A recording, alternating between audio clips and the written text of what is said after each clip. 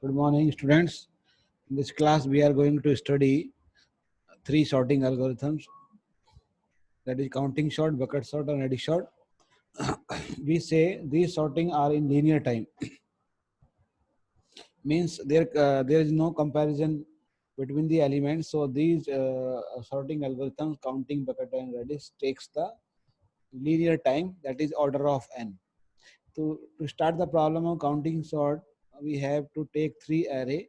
One is a input array, that is a 1 to n, and output array B, that is having elements 1 to n index. The elements are having range from 1 to k. It means the elements, largest element is k in the array. So here we required an auxiliary array, that is a C, and its size is depend on k, where what is the highest element in array A. For example, if there is are 1, 2, 3 elements, then k, the value of k is 3, so the size of C will be 3. Now comes to the logic. Here is my algorithm. Let's understand step by step of this algorithm. Uh, uh, First, we have to uh, collect the frequency of number. For example, if we are having a temporary array, first we will put the 0 inside the array. Then we will calculate the frequency of each element of array A by this using this formula.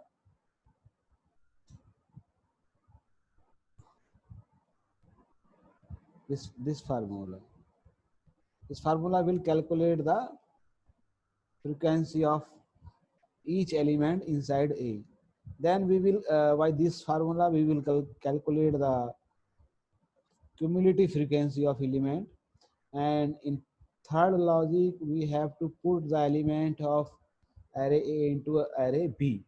So there are three logics. Why we are calculating these three logics? Actually, the idea behind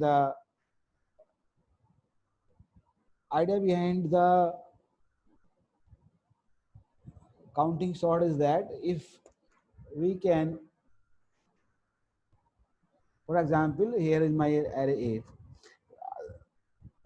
I am having elements, 5 elements in my array A, and the range of elements is 1 to 4. It means the value of k is 4.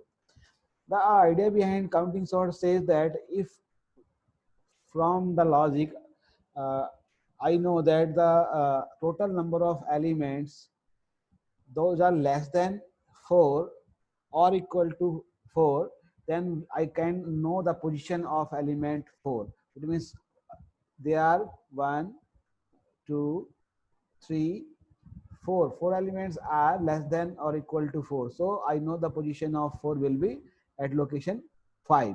I can put 5 over in this locations. So that is the idea. Let's start from the first step. Here I am having my output array B and output and auxiliary array C. So first I have to apply the formula to calculate the frequency of each element. That first, to do this, first I have inserted 0 to the each element of C array. I am having a loop for 1 to k, because I know the size of C is 1 to k. K is the range of elements of array A from 1 to k. So k is the size of array C. So I have put the, while applying this loop, I have put the 0 inside the array C. Now I am going to calculate the frequency of element of array A by applying the next formula, that is known as Caj is equal to Caj plus 1, and the loop will start from 1 to n. When I will put 1 in this, j is equal to 1, when I will put 1 to the other, then this becomes A1. A1 means element 4. It means C4. C4 equal to C4 plus 1. It means when I am having this element 4 that occurs in array A1 first time, then I have to increase the frequency from 0 to 1 in the array, my array C. Then again, when the value of j goes to 2, then it becomes A2. A2 means 1 because the A2 elements of array A is 1. This becomes C1.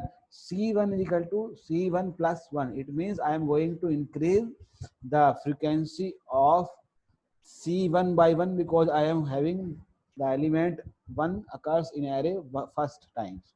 So I am having C1 is equal to 1.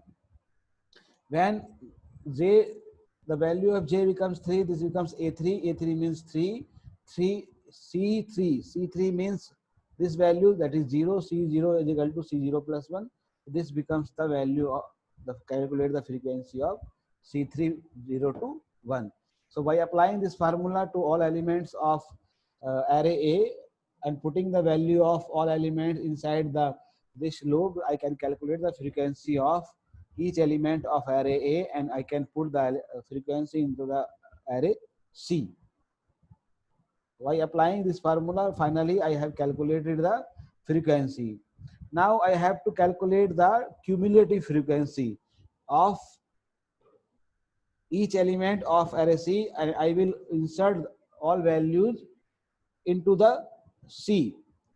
Why I am calculating this value? Because I want to know the how many elements are less than or equal to a particular element. So I will calculate by using this formula. This formula says that Ci is equal to Ci plus Ci minus 1. When I am going to put I is equal to 2, because I know the first element will remain same because its cumulative frequency is 1. Then I can calculate C2 is equal to C1 plus C2. So the value of C2 will be 1. When this will becomes 3, then C3 is equal to C3 plus C2. This will become 2. So I can calculate and put the values in the C. So after applying this logic, I can calculate the value of C. Now I am going to apply the final logic that puts the element of Aj into Bj by applying this formula. When the value will start from j is equal to n down to 1. When it is n, it becomes a n. A n means a, and the value of n is 5. A n means the value of a5 is equal to 3, and it becomes C3.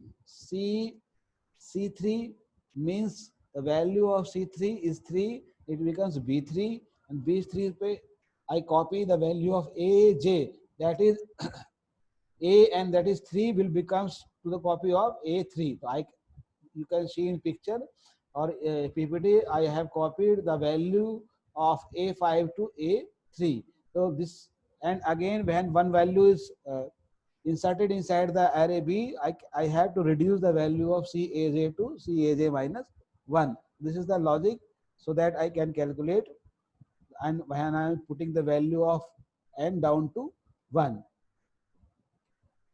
So this is the logic behind it, and after doing the comparison, I can calculate the time complexity of counting sort by applying this logic.